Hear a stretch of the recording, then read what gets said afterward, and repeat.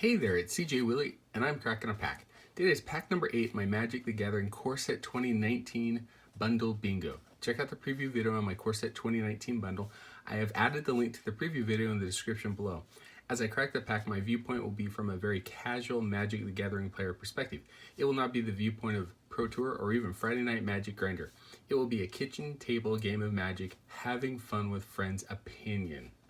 Alright, let's check out the bingo card. In pack number 2, I was able to cross off 3 bingo squares.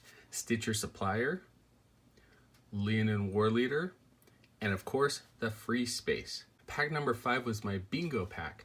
I pulled one of the legendary rare creatures, Goreclaw, Terror of Qualsisma. In pack number 7, I was able to cross off my most recent square by pulling an Elder Dragon, Arcades the Strategist.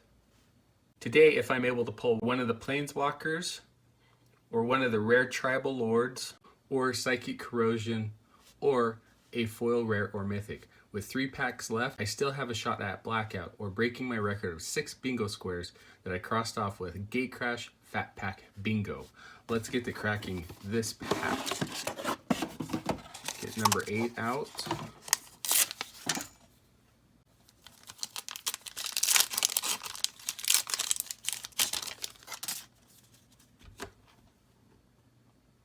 First card out of the pack is Onaki Ogre, 3 mana, 2 and a red. It's an Ogre Warrior at 4/2. Pretty vanilla creature in red. Only play it if I have a deck that cares about creatures with power 4 or greater. Aside from that, it's a card that I don't actively put into any deck. Next up is Inspired Charge, 4 mana, 2 and 2 white. Instant, creatures you control get +2/+1 until end of turn. In Limited, I'm not very high on this card, especially if I'm going wide in white or white-red. 4 mana to give all my creatures a +2/+1 buff. Might get some extra damage through, but it's an expensive combat trick.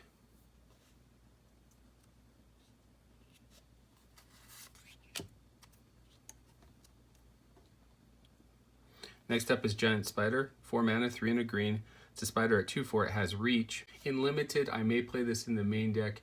More often than not, it's going to be in my sideboard, and I'll bring it in if I'm playing against someone that has some pesky flyers. Epicure of Blood, 5 mana, 4 and a black, vampire at 4/4. Whenever you gain life, each opponent loses 1 life.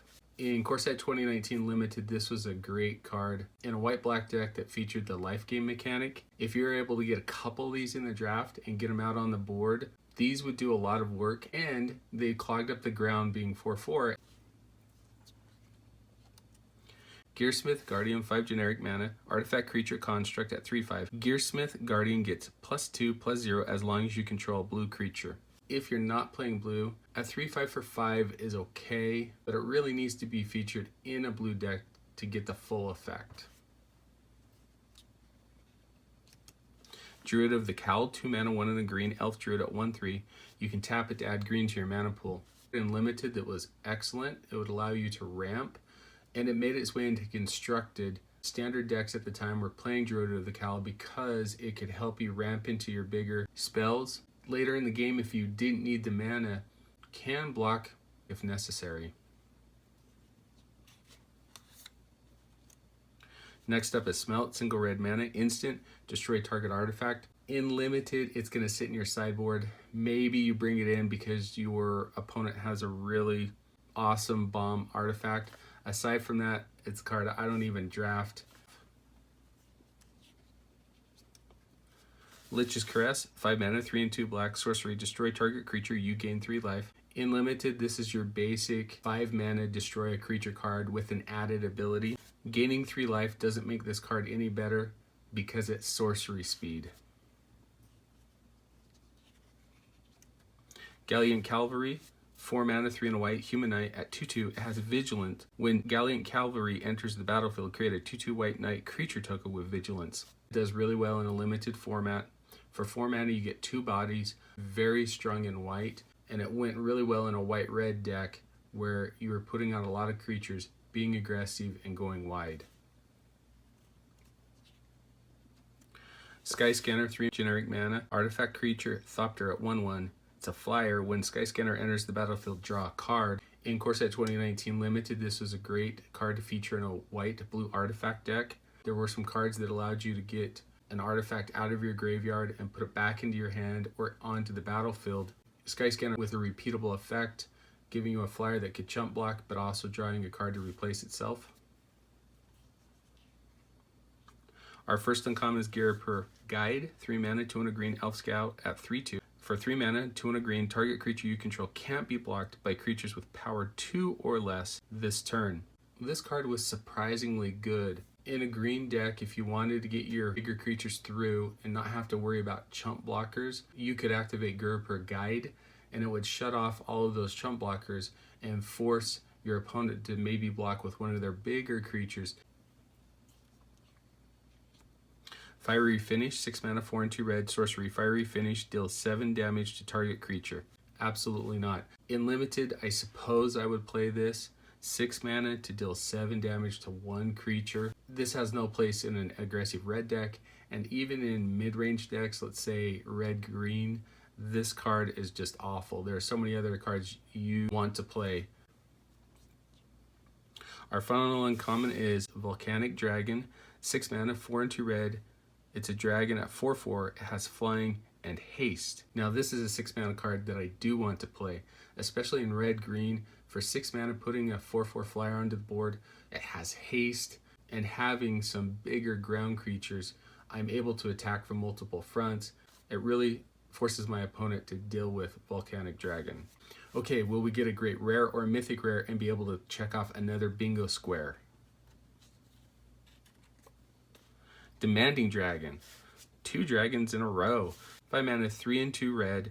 It's a dragon at 5/5. It has flying. When Demanding Dragon enters the battlefield, it deals 5 damage to target opponent unless that player sacrifices a creature. This, once again, is another great creature to be playing in red.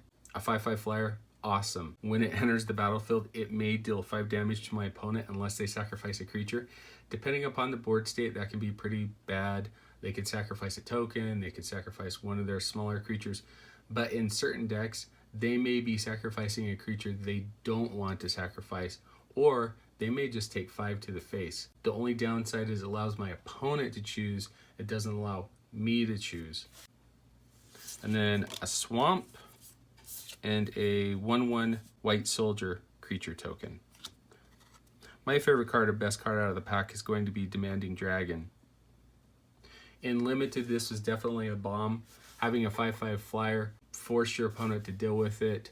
It also put them in an awkward spot in having to choose, do I sacrifice a creature? Do I take 5 damage? If they decided to take the 5 damage because they were able to get rid of Demanding Dragon, although you lost your creature, you still dealt 5 damage to them. If they sacrificed the creature, chances were they didn't have a way to deal with Demanding Dragon, and they were going to be taking 5 damage each subsequent turn. And it's a card that I could put into a big red Pioneer deck. Anyway, hope you enjoyed the video. If you did like it, please subscribe and share. Take some time to tell me in the comment section what was your favorite card or the best card out of the pack. Until next time when I'm back to crack pack number 9 from my Magic the Gathering Core Set 2019 bundle in Bundle Bingo.